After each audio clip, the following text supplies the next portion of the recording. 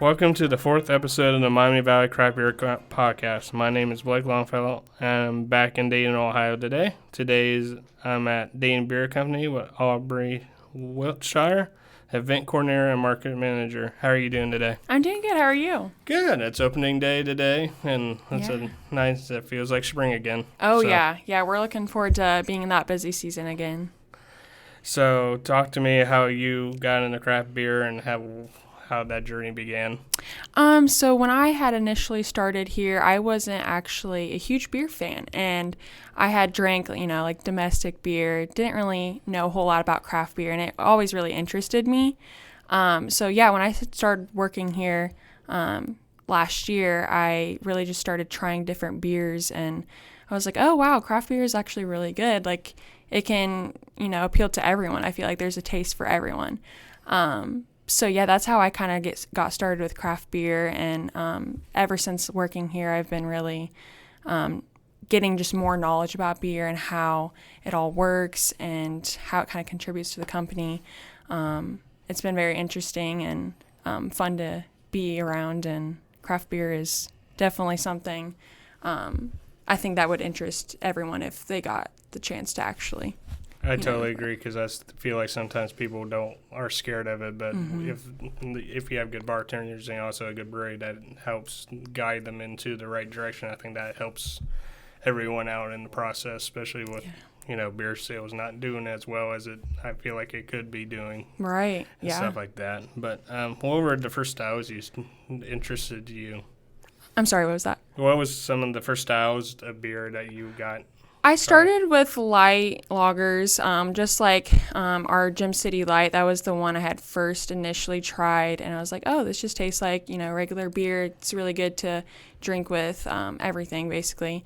And then I started getting into some of those deeper ones like stouts and porters, and some of them, were pretty good to me. But with those higher percentages and stuff, you start to like, oh, this is more than just a light lager. This is, actual like dark beer that is really good. But yeah, I kind of started with the lighter ones, moved to the more heavier ones, and found I like right in the middle, those beers like that. But yeah. Yeah, I think it surprised a lot of people. I know it did when I first started drinking it, the heavy ones, how quick they can catch up to you if you're not careful with them. Yes, yeah, those higher percentage. Our Code Breaker is one of those. It kind of sneaks up on you because it looks like one of those lighter beers, but then you try it and it's like, oh, this is really good, but it definitely creeps up on you with our high percentage. I always say, when you see 11 or 10%, you automatically know, but those 7 and 8s are the ones that I feel like are the most dangerous because you don't think about it until you have a couple, and it's like, oh, okay. Yeah, definitely. So talk to me about Dayton beer history, because I know they were the first brewery in Dayton in 50 years. There was nothing here, which when they started, I wasn't 21 yet, but I had an interest in craft, though, at the time. But Yeah, so we started in 2010 in our Kettering tap room, and later transferred over here to our Dayton location where we're at now in 2012. So we're celebrating our 12-year anniversary in May. So yeah, we've been here for 12 years now. We were the first brewery in over 50 years. So yeah, it's definitely evolved since then. We've been able to like put on a bunch of in-house events, do out-house events. We're definitely getting bigger. And yeah, like the atmosphere, we've extended Dayton Beer Works next door. That's our distillery cocktail bar. That started in 2021, right during COVID. So we've really expanded a lot. We've added, rooftop bar. We have the Overlook, Madison Room, and then Dayton Beer Works. So we offer 4 venue spaces as well. So we've grown a lot. We've been able to thankfully add on and extended even more business that we can. So because I think the first time I came here was probably because of the Dayton Passport. Yeah, is one of them, and I was amazed about the space This Oh, is yeah. an awesome space. I think it's one of the beautiful spaces in Dayton. Yeah, thank you. Yeah, it's definitely cool, especially as for my position, how I get to show everyone. I get to deal with a bunch of different events, whether it be wedding or if it's more casual, like a graduation party. A lot of people really like to come here for their special event. That's what we've kind of come to realize. So we try to do our best. I mean, so has it always been this space, or did they have to grow? Oh yeah, so we started just like in our main like tap room area, and then I believe they added the overlook, and then shortly after that was the rooftop. So the rooftop bar has been here for about a couple years now, so that's still fairly new. But So do you know? Because I think it was 2013 is when they were allowed to have tap rooms. So when they started, were they just all like distro at the time, and when the tap room, you could finally drink in the tap room? yeah, so it started like initially just like smaller tap room area, and then obviously when other bars and breweries were coming up, and then that's when we kind of grew our most. I think was kind of when we took off from there. Oh, If that makes sense. Yeah. So do you know where they were in Kettering? I don't know off the top of my head. Yeah, it was somewhere in Okay. Kettering. Okay, because Yeah. I totally forget that you came from Kettering. But Yeah. like I said, at the time I wasn't able to drink yet, but I had interest in it. And like I said, I met my first brewery in Ohio was Warped Wing, and that's Oh, what, wow. grew into what See what all Dayton has to offer. Yeah. in Ohio. So let's talk about the first beer. So what's the first one?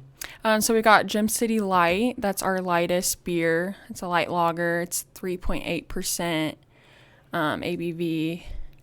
It's definitely one of those that you can just drink whenever with whatever. This is definitely a lawn mowing type of beer. Yes. Definitely good during the summer, too. We have a Gem City Light with lime seasonal. Oh, wow. That's a seasonal release. That's been quite popular as well. But yeah, I would say that's our most ordered beer, if not. Yeah, it's definitely a trend you see going up nowadays in craft is the light lagers are making their way back in. Oh, yeah. You know, with the Flyer Light, the Cincy Light, and stuff like that. So. Oh, yeah. We've had Cincy Light on tap we have that quite a bit.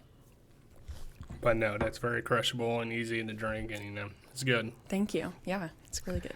So talked about your position and what you do and stuff like that. Yeah, so I run our events and marketing. So I started in June of 2023. So I had graduated from Wright State, really just like a year ago from today almost. So shortly after I started, I kind of do a little bit of everything.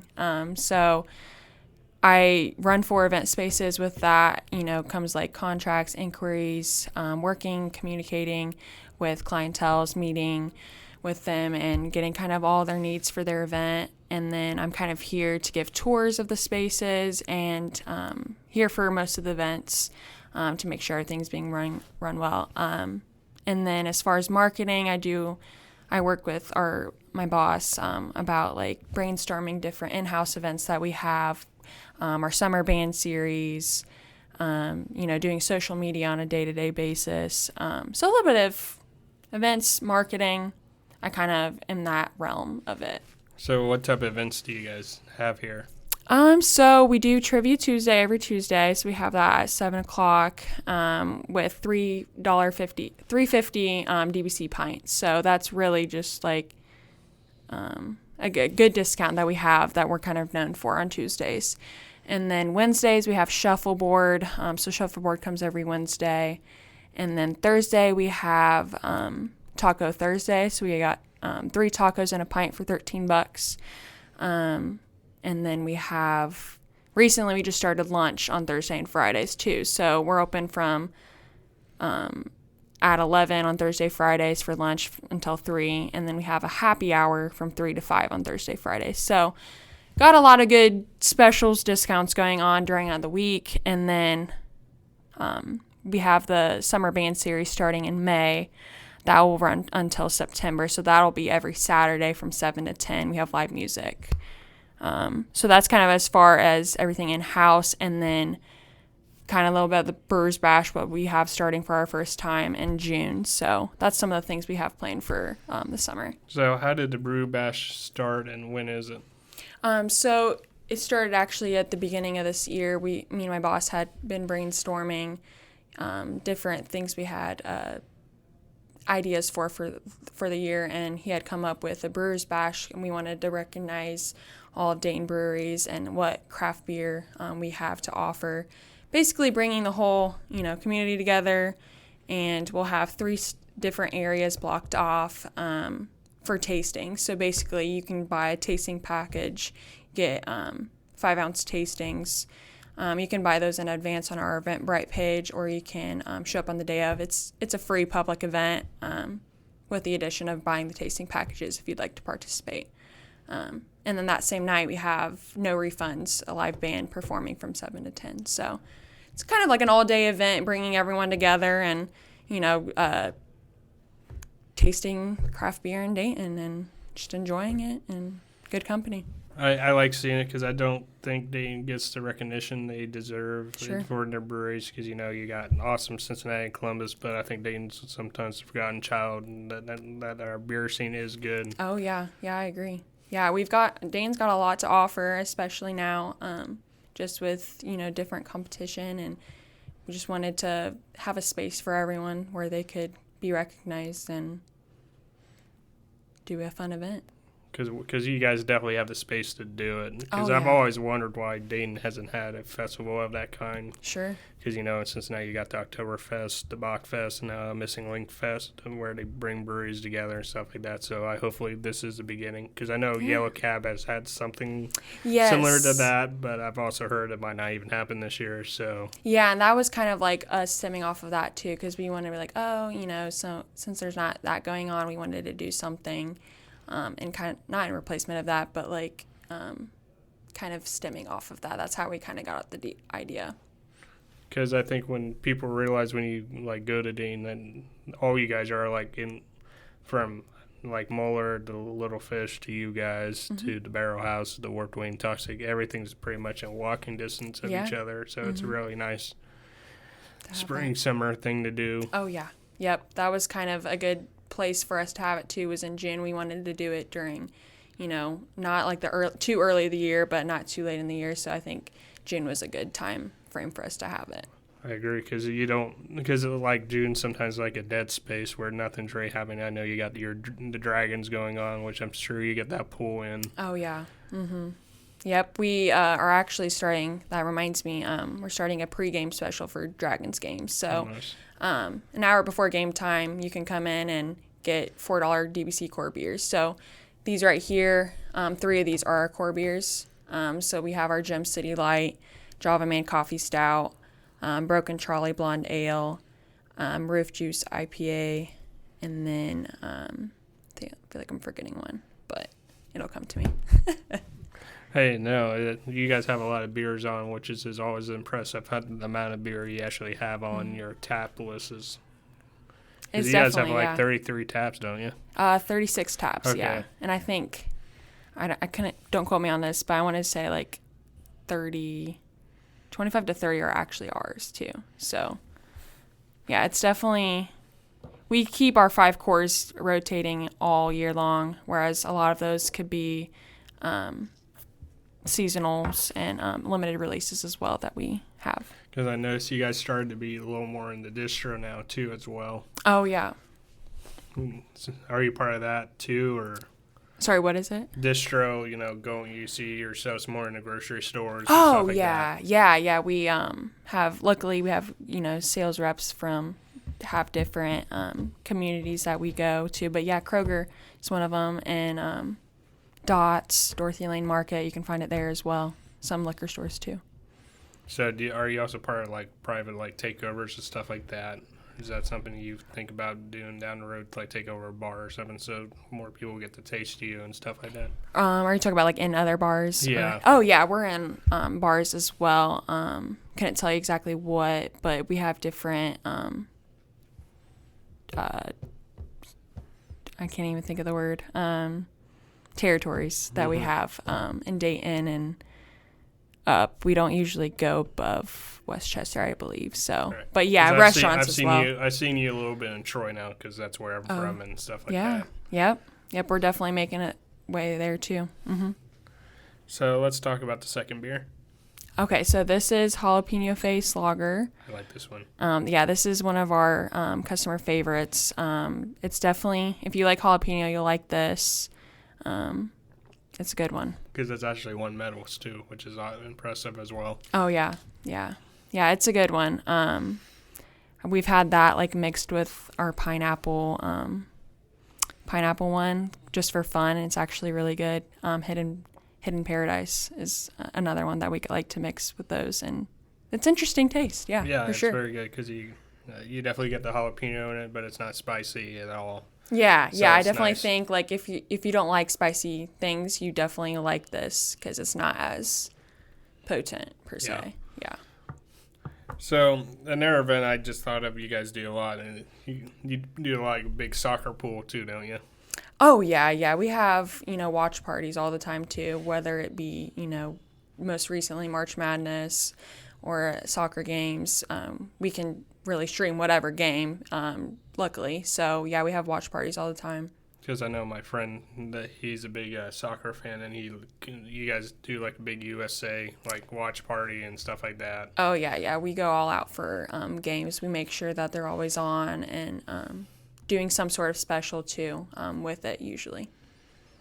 So I know you just came in last year, but have you started seeing a change in the Dayton craft beer scene? Things you like and don't like? What are you seeing? I like that, with there being more competition, I think everyone has their uniqueness to it. Like everyone has something different going for them, which is cool. I think that, the other Dayton breweries have really evolved as well as us too. So I think, being in such a small community, that's really cool to see, like everyone coming together and really making some really good craft beer, like quality beer. So as far as I like, but yeah. Is there anything you don't like or? Not per se. Yeah, I just really I'm still fairly new, but I know. But yeah, I think it's all been really cool to see and interesting. Definitely different. But yeah, as far as nothing, I don't really have anything per se that I don't like. I feel you. Because Yeah. I was asked that one question once, and You're like, what? but and there one trend I like seeing in craft beer and talking to you as a woman that you in Dayton, I think there's a strong women presence that's starting to build, and I'm loving to see that. Yeah. Yes. With Yellow Springs having a woman brewer, then Jen Bach out of Bog Brewing, and now I'm gonna have another one in New Wales with them, and Yeah, it's that's just- a great point. Yeah. I didn't feel think like about that. people say some areas that craft beer is lacking, but I think that's one thing in Dayton Definitely that growing. you actually see it. And heck, the Barrel House is a prime example of that. Oh yeah. That's a great point because I didn't think about it like that. I think it's definitely interesting to see different trends and things going good, and being a woman in this position too. Like it's definitely been really cool. Do you think with you help bring women drinkers into the bar and trying to teach them, hey, you don't have to be scared of this? Oh yeah, Because I know for a fact it's more men dominant, but I always love seeing more women come in and trying it. Yeah. Oh yeah. Like I said too, when I had initially started the shop, I wasn't really into craft beer because I didn't know a lot about it. I really never tried it. But once I had tried it, I was like, oh, this is actually really good. But yeah, the different events and stuff, they're like, oh, what do you recommend? And I'm always like, we have these different beers, but we have seltzer options as well, and we're also coming out with vodka seltzers, so that's another thing we have going. So we try to appeal to everyone, but yeah, as far as getting people to try things that they don't think they'd like, seeing their face light up when you're like, oh my gosh, this is so good. It's just you have to try things to know if you truly like it. You just can be kind of scared of it, but it's a little intimidating. But once you get into it, you're like, oh, it's actually really good. So, with the good things happening, but also, Lock 27 just went down and stuff like that. How are you guys feeling on where things are at for you guys and stuff like that? And I think as far as Lock 27, I think it was kind of a surprise to everybody when it happened. During COVID, everything kind of went down, declined, and then, returning from COVID, we've definitely seen we have our slower months, which would be like January through March is really our slow season. But then we start picking up in the spring and summer. But yeah, kind of just seeing like Lock 27, like Uno's, like other places that have been around for a long time. It's like crazy to me. Yeah. But, I feel for them. It's sad, but it's also like, there's always a positive from a negative situation. So. Right. Because, do you see things from COVID that's still affecting you to this day? Yeah, I don't think we've technically because pre-COVID, the times we're in too, is just like kind of like affected our customers in a way. But, we try to do different stuff like our discounts and like specials, just try to get like people in and, doing stuff like that. I think people have recognized as like, oh, that's really cool that they're doing that. We try to do as much as we can to get, new people in and those returning customers to come back. So, yeah. And then with marketing, is there any ways you market people that might be nervous to come out back? Because I know there's some people still out there that probably don't want to come out because of COVID and stuff like that. Right, yeah. And I feel like it's just like that we're a family-oriented environment too. I think that helps because that can be like a concern for a lot of people that like people coming out with their kids, they want to bring their kids. So I think like being a family-oriented environment, that's helped. And just being really responsive, like, engaging with our customers has been helpful to them, I think. And, that's our customers. Like that, we don't only see them as our customers, but we see them as like our friends. That's our community. So I think, being a family-oriented environment and just doing different things, like being responsive and engaging with them, that's been really good for us as far as what I've heard from customers. Mm-hmm. Yeah. And I think craft beer as a whole they've always been good for the most part. Anywhere you go in the city, they're always willing to help you and make you feel welcome. Yeah, so. And that's what I love about Dayton is everyone's usually really friendly and we're small knit little family community. So let's move on to the next one. Next beer. Yeah, so that is our Broken Trolley Blonde Ale. It's got blood orange in it. So that's probably one of our, I would say, if not our first, but second ordered most beer. Oh. It's one of our most versatile beers too. It's a really good one. That one came, so that's one of our core beers as well. So you can expect that year round, which is cool. Yeah, I think this was one of the first ones I had here. Yeah. It's always been easy to drink, especially if you're still new in the craft and you're not trying to drink a beer, but this is a good gateway into what a beer can taste like and help good starter. Yes, for sure. So what's next for you guys? Because I know you're starting to distill. How did distilling come out? Oh, are you talking about for next door? Yeah. Yeah. So, we started that in 2021, and that's been kind of like a breakthrough for us per se, because, we have all sorts of spirits that we distill next door, whether it be, our Lily Water Vodka, Harper's Siren Gin, Rubicon Creek, which we have many different variations of our Rubicon. I think that's been really cool for us as far as bringing in that side of, because we have our beer over here, but we also have, our spirits, craft cocktails. Mm-hmm. So we kind of got the best of both worlds. I think that's been really good for us as far as, since it started during 2021, it was kind of hard to get the word out there. But since, that's been going out, I think we're definitely getting a lot more people next door as far as events and just, on the weekends. As far as what's next for us, I think, that's to be determined. But I think we're really moving into the right direction as far as returning from COVID and being a little more comfortable in my position. And I think, sky's the limit. Just, we try our best and we want people to keep coming back. That's the overall message. So. And I think you guys are always seem busy on a Saturday or Sunday or Friday. Yeah, I would say that's probably our peak times. But Tuesday, Thursdays are pretty busy for us too. Obviously, we're closed on Mondays, but we will be opening on Sundays here soon. Actually, next Sunday, April 7th. Are you guys going to be doing anything for the Eclipse? We are not. Okay. Yeah, because we are actually closed on Monday. Right. So, we won't be doing anything, but, we'll be somewhere watching. It's going to be crazy. I heard. But one thing that I've always wondered, because, with seltzers and stuff like that, or like spirits and stuff like that, why other places haven't really gone into it.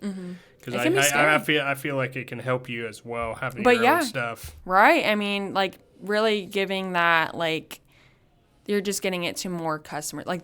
You have a drink for everyone, basically. Because we have our, drinks, the cocktails, and then we have our beer, and then we have seltzers. We try to be as versatile as we can as far as what we can offer, because we want everyone to have a drink of their choice here. So, because with Gen Z not really drinking like some of what we're doing, is there anything you're trying to do to bring those people type in as well? Yeah, I think seltzers have really done well too, and then our vodka sodas that are going to be, so that's going to be ready within the next couple weeks or so. So that's something we're really excited about doing. It's our Lake Life brand.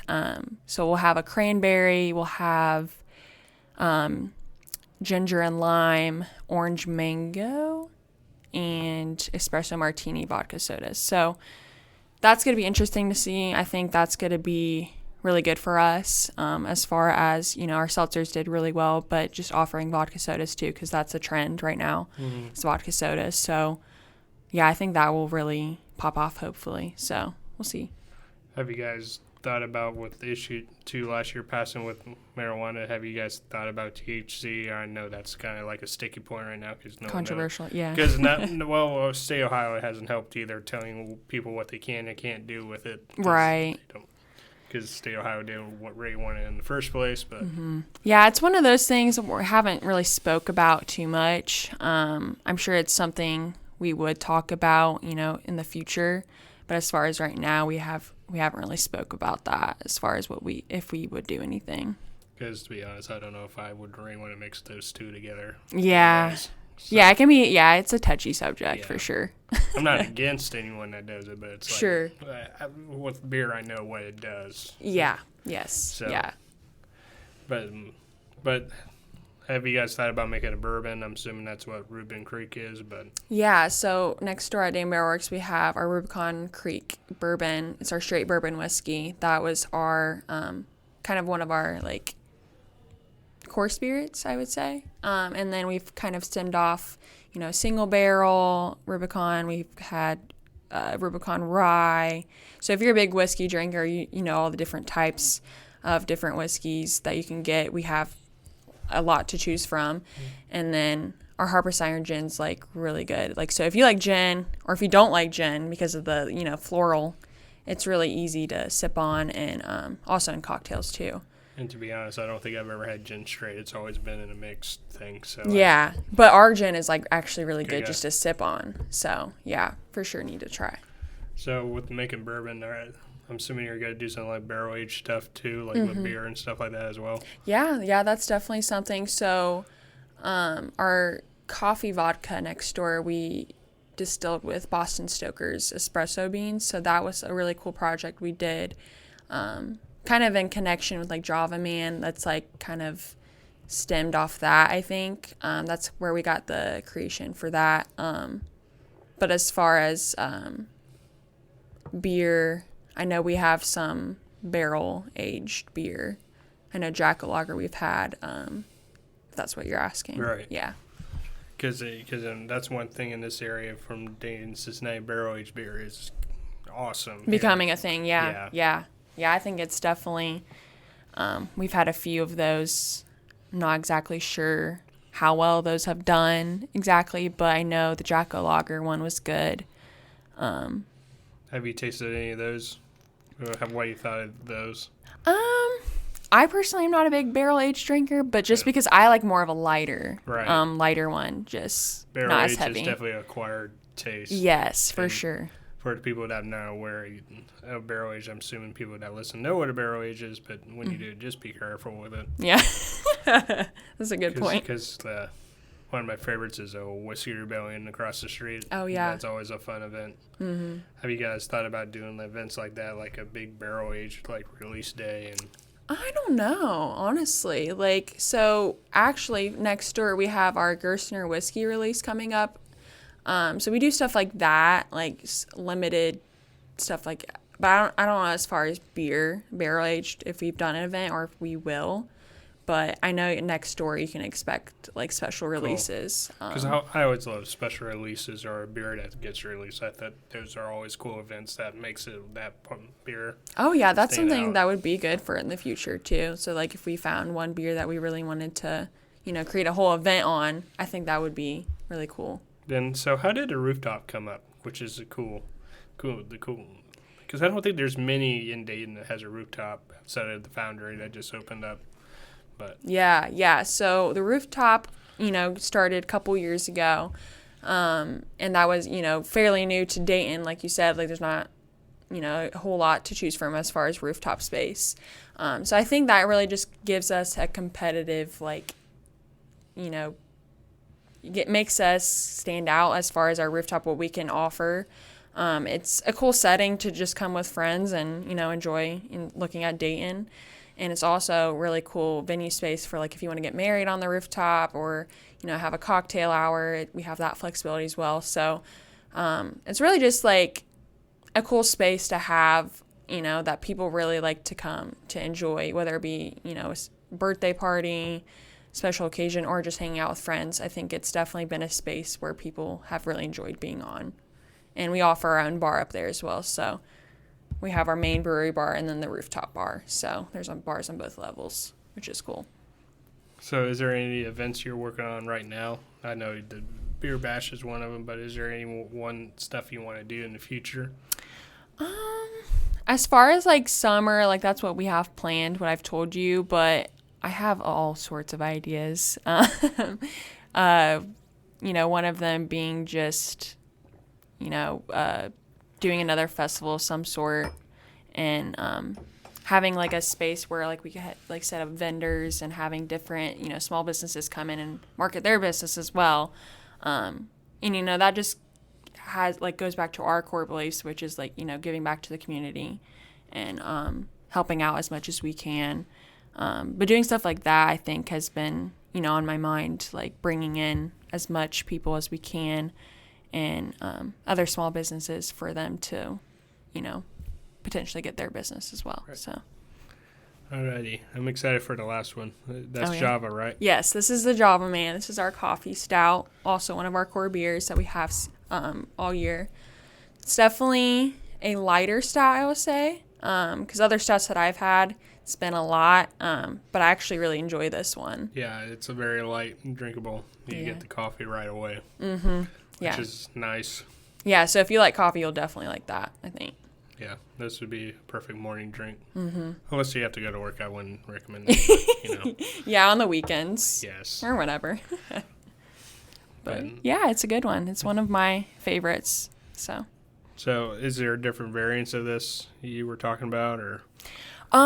So we've had other variances off that, but I want to say it was like the son of the Java Man. I couldn't. Don't quote me on that. We have had a couple other ones, but that one has seemed to be the one that people have really liked the most. So yeah, it's definitely versatile. You were talking about other events. I would love to see Dayton have an Oktoberfest too. Oh yeah. So we've had so last year we had a small Oktoberfest.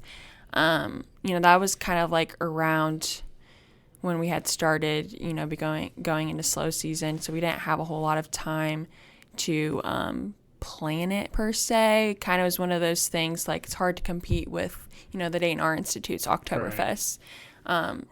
I'm sorry, Dayton people are going to hate me when I say this, but when your Dayton beer Oktoberfest has more like Anheuser stuff in it than more at an Oktoberfest. I kind of question it a little bit. Yeah. That's just my personal opinion. Yeah. I know Dayton people love it. I'm sorry. Yeah, but yeah, we would be interested in throwing like a bigger Oktoberfest with like more stuff going on. Because once you go to like Cincinnati's Oktoberfest and see what it could be. Yeah. Which Cincinnati Oktoberfest is like one of the biggest ones in the country. Mm-hmm. Which I'm excited this year because they're actually moving it closer to the river. So really? I think it's really going to be nice. Even though I got hungover my first time going there. But I guess that's the hey, festival. it happens. Yeah. But, no, I like seeing more events at breweries. I think that's one way to help breweries keep going. Yeah. Yeah, we're always open to new ideas, and I like hearing feedback from especially people like you who are doing podcasts and going to different, breweries in Dayton especially. I think it's cool to hear. But yeah, we'll definitely consider that in the future, doing stuff like that, more festivals, more like things that people can, look forward to, like mark on their calendars and look forward to going to. That's what our goal is. I mean, I think, like I said, I think that's one way to just keep, because I think sometimes breweries just stay stagnant, and that's how they lose people sometimes. And sometimes it's good just to bring events out and just also try to bring new people into this industry as well. Yeah. Because you're a prime example of it. Mm-hmm. Yeah, thank you. Yeah, I think this Dayton Brewers Bash will be really good because, like you said, it's bringing in, our customers, but it's also bringing on the other Dayton breweries customers as well. So it's like celebrating everyone, like in Dayton that, is celebrating those breweries, but also like getting to know us too and what we can offer. So I think that, it's a cool event for just everyone in Dayton where we can celebrate craft beer. Because one thing I always applaud is the Dayton Beer Passport, that they do that every year, and I think that also helps as well. Oh, yeah. Yeah, I think so, too. I think it's definitely cool because people can come in and go to different areas. And because I've been doing that ever since it's open, and I've always enjoyed it, even though it's grown a lot. Oh, yeah. Yeah, I'm sure. Because I remember it was like only 16 the first year, and now it's not. I'm getting close to 30. Oh, wow. Yeah. So, but it's a fun thing to do because I normally start that in January when there's nothing else to do. Right. Exactly. That's a good point, too. When everyone's doing the dry January. I'm not one of them. Oh, my gosh. Yeah. Yeah, dry January is rough, but hey, we got through it. Which I guess I never realized how many people actually do it until you actually start noticing. It's like, oh, people actually do this. Yeah. Yeah, it's actually, we realized that because I was like, why are we so dead right now? Oh, it's January, dry January. But yeah, it's definitely becoming a trend. Yeah, and I don't know. I feel like I'm abandoning breweries if I do that, and I don't want to do that. Oh, well, we appreciate that. Well, you've been great to have, and I thank you so much for coming on. And thank you for having me. No problem. I thank Nick, if you're listening, for Nick. This. Because Warped Wing has been so good to me. So yeah, well, I've tried my best to answer all your questions. No, you're doing great. As far as beer knowledge, I can, do what I can, but yeah. You're fine. No, you explained everything great, and thank you. And Dayton Beer has always been a fun place for me to come to. So. Oh, we appreciate the feedback, and we hope you keep coming back. Oh, I will. All right. Cheers. Cheers.